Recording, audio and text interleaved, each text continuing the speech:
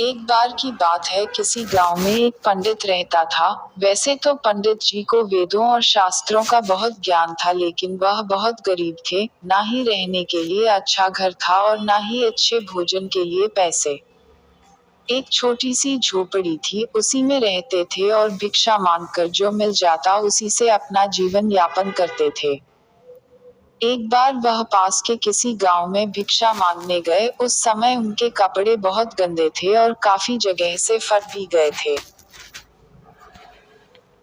जब उन्होंने एक घर का दरवाजा खटखटाया तो सामने से एक व्यक्ति बाहर आया। उसने जब पंडित को फटे चिथड़े कपड़ों में देखा तो उसका मन घृणा से भर गया और उसने पंडित को धक्के मारकर घर से निकाल दिया। बोला, पता नहीं कहां से गंदा पागल चला आया है। पंडित दुखी मन से वापस चला आया। जब अपने घर वापस लौट रहा था तो किसी अमीर आदमी की नजर पंडित के फटे कपड़ों पर पड़ी तो उसने दया दिखाई और पंडित को पहनने के लिए नए कपड़े दे दिए। अगले दिन पंडित फिर से उसी गांव में उसी व्यक्ति के पास भिक्षा मांगने गया। व्यक्ति ने नए कपड़ों में पंडित को देखा और हाथ जोड़कर पंडित को अंदर बुलाया और बड़े आदर के साथ थाली में बहुत सारे व्यंजन खाने को दिए। पंडित जी ने एक भी टुकड़ा अपने मुंह में नहीं डाला और सारा खाना धीरे धीरे अपने कपड़ों पर डालने लगे और बोले, ले खा और खा।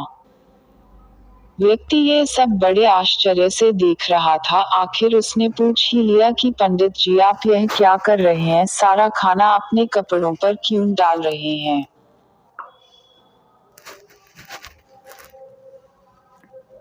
पंडित जी ने बहुत शानदार उत्तर दिया, क्योंकि तुमने ये खाना मुझे नहीं बल्कि इन कपड़ों को दिया है, इसीलिए मैं ये खाना इन कपड़ों को ही खिला रहा हूँ। कल जब मैं गंदे कपड़ों में तुम्हारे घर आया तो तुमने धक्के मारकर घर से निकाल दिया और आज तुमने मुझे साफ और नए कपड़ों में देखकर अच्छा खाना पेश किया। असल में तुमने ये खाना मुझे नहीं, इन कपड़ों को ही दिया है। वह व्यक्ति यह सुनकर बहुत दुखी हुआ।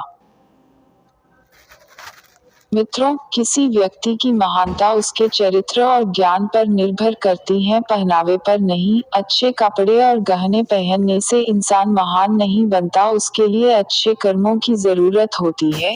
यही इस कहानी की प्रेरणा है।